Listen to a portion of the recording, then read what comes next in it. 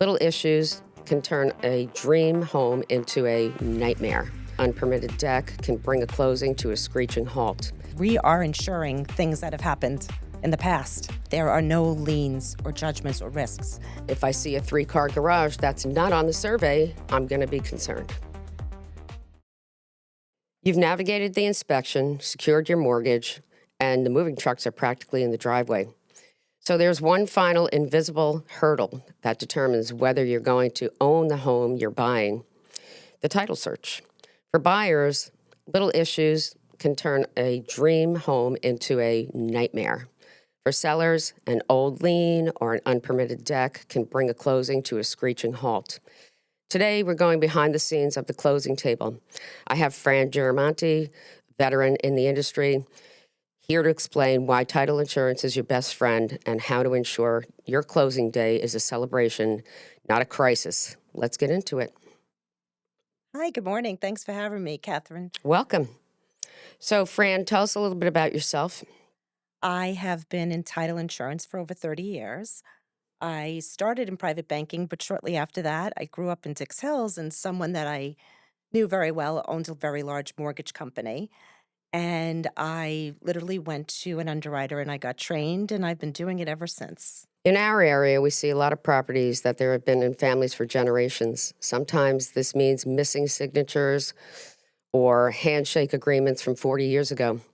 Fran, what is the most common ghost from the past you're seeing pop up in local titles lately? Oh my goodness, there's so many different things that How are about like happening. boundary line agreements? Boundary line agreements are a huge problem. I just had a situation where there was a tennis court very Oh, close to a property line.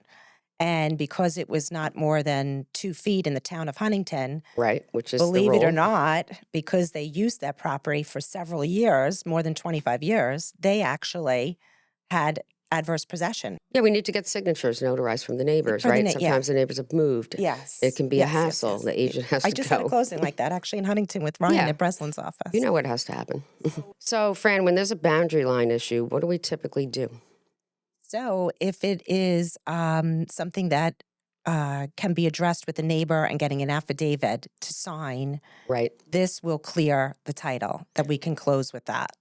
Let me explain what she's talking about in layman's terms. So that would mean if I sold a property to a buyer and it was fenced on 3 sides of the property, the fence behind in the rear of the property, there might be a line of trees. Maybe they had to put the fence inside the property line. We then have to go and take a picture, send it to the title company so they can see why the fence was put there. Then we have to go to the neighbor and ask the neighbor, hey, you're not going to really claim any use of this property, right? Because the trees are there. And hopefully they say yes. At Yes. this point, we got to get it notarized, and then we got to have it blessed by the attorney, and then we're going to give it back to the title company. Is that right? Yes, that's correct. So, Fran, what is the difference between a lender's policy and an owner's policy? That's a great question, Catherine. So, an owner's title insurance policy is insuring the homeowner that there are no liens or judgments or risks. Title insurance is very different than most insurances. We are insuring things that have happened in the past. Right. So, but that's strictly for the owner. So, Fran, what does a title search look like? So, a title search, we do searches and then create a title report. So, we're collecting municipal searches, tax Such as ser- COs and COs and so surveys. forth, surveys. We are searching to see if there are any liens on the property, including mortgages, judgments, Open mechanics permits. liens, open permits. And then after we collect all the searches, we create a title report. And where does that title report go then? Sure. After the title report is generated, it goes to the seller's attorney as well as the buyer's attorney. If there's a lender involved, the bank attorney will get a copy of it. When we're insuring title insurance for lenders, we may be accepting or omitting different things than as for an owner's policy of Right. insurance. Right, understood. So it gets a little bit confusing. And we also offer and it's state regulated, we offer a simultaneous discount rate on title insurance when you are buying a home with a mortgage on it. So the Okay. premium for the mortgage policy will go down slightly. Nice. So you get a simultaneous rate. That's You great. also have an option of getting a market value rider and a market value rider is in the event that you want to purchase this down the road, if the house value goes up by 500,000 and somebody comes to the property and says, I have air rights to this property or I still own it, you would be covered up to the market value of the property of that day. And it's only a couple $100 more at the closing table. Right. So it's good protection. It is. Good thing to think about. Yes. So, Fran, what's the red flag list in title? So it really due diligence. You really have to do your due diligence. And as an agent and as a sales agent, we really do have strong relationships. We can pull a title search for you even before a house goes on the market. So if I saw a property that I thought, maybe there were encroachments or, basement might become, an issue, whether it's finished or not, that we could run by you prior, right? Yes. Yes, for So, sure. As a And seller, we really are doing that with a lot of sellers and encouraging it yes, because title can be a huge problem that can hassle. hold Yes. and hassle that can hold up a transaction. Right, exactly. So just from my perspective, an agent perspective, if you're a seller and you've done things to your property, like put in fencing or, and maybe the fence company didn't do their due diligence and use the survey to put the fence up, probably want to tell me about that. So we can try Absolutely. and help you ahead of time. Another big thing is sheds. If you put the sheds Yes, too close to property lines, they have correct. to be moved.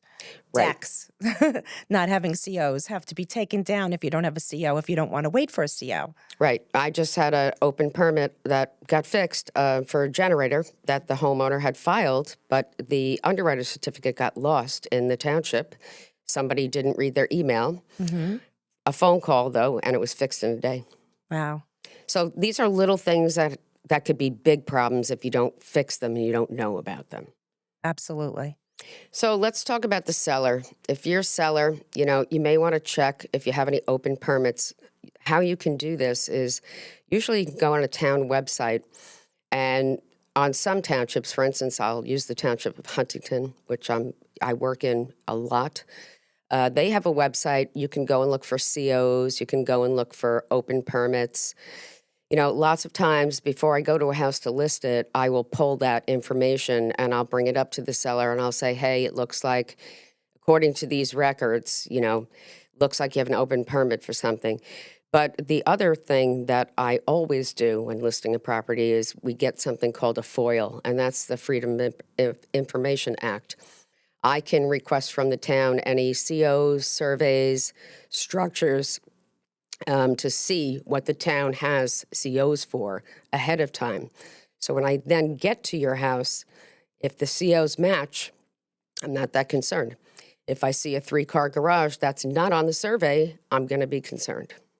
Well, Catherine, that's what really sets you aside being an excellent real estate agent because lots of times the agents are not doing I this know. and it really does hold up the process. Well, And listen, we want to make the process as smooth as possible. So mm-hmm, the best way to do that is to educate our sellers mm-hmm, and our buyers, right? Educate them on what the process is. Part of the process is some homeowners don't even know that they don't have a CO for things because they forgot, or they've owned the home for 20 years. Oh, I don't know, I have this shed or I have whatever. yeah. You got to be aware these are things that can hold up title. Lots of times, too, homeowners don't realize that they had an equity that they paid off, but the Right. bank Didn't record it. didn't record it. They sent them a letter and an original satisfaction to be filed in the county clerk, and it's sitting in a drawer somewhere, and Right. then they can't find it. Right, sitting in somebody's drawer, right? We've You we've heard know? that a million times, right? Yes, yes. So really, you have to have all your paperwork in order and really doing, Due due diligence. diligence for sure. Yes, I agree. So how about let's talk about clearing old liens and trust paperwork. What would your advice be about that? How does that process go? So if it is an estate, you really need to. I believe if you're working with the seller, to be in touch with their estate attorney to Correct. really look at, if the estate was in probate, how Right, they took title, right. If um, there's if trustees, there's trustees involved. And this is extremely important very early on in the process because if there are heirs that need to sign off, yes. this can hold up a transaction indefinitely. And let me clarify that, what Fran's saying, just for the consumer. Mm-hmm. So when we have an estate we need to, hopefully they've had an estate attorney, and they have an ideal situation would be to have trustees, daughter and son have become trustees. Now the mother has passed away, and it's a legal document that states exactly what's going to happen, exactly what rights, who the executor is. We definitely need to have that before we list the property. We need to know who's going to be in charge. Absolutely. So now we're going to go to my favorite part. Easy fix or catastrophe?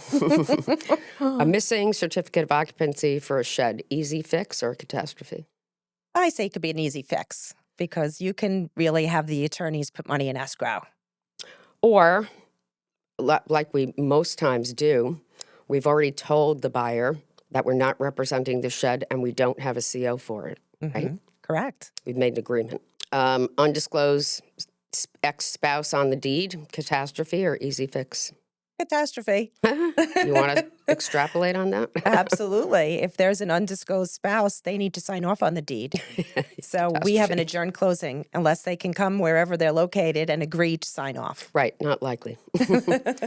30-year-old utility easement in the backyard, easy fix or catastrophe? Could be a catastrophe.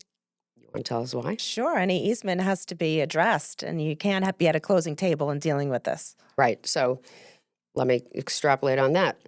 Sellers, if you know you have an electrical easement, you need to tell us.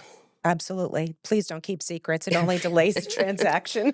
A pending tax lien, seller forgot, easy fix, paid out of seller proceeds at closing or catastrophe? I say easy fix, as long as they have the funds available, that they have some Right. equity in the home. Because if they don't have equity, that could be a problem. Yeah, I agree. Mm-hmm. Whether you're buying a condo or a historic estate, the title is the foundation of your ownership. Don't treat it just like another line item on your closing disclosure. Understand what it's protecting. Friend, what's one piece of advice that you'd give every seller? Please do your due diligence. Please go to the county clerk's office. Please start the process of making sure that you don't have any outstanding liens or judgments. You'd be surprised. People have credit cards that turn into, they have parking tickets. Parking tickets, that's a They big have one. mechanics liens, people that have done work on their property. Believe it or not, landscapers can, people I file know. liens. So really getting your stuff in order and to call me for the title search. Doing a preliminary title search before you even have a buyer will disclose to you what has been filed against you and the property. Right. So I think that's a great tip. Do it before. Yes, absolutely.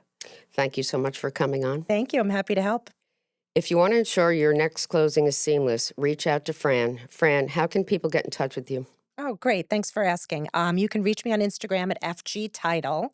My email is Fran Girimonti, Girimonti, at yahoo.com. That's my personal email, and I'm happy to help anyone.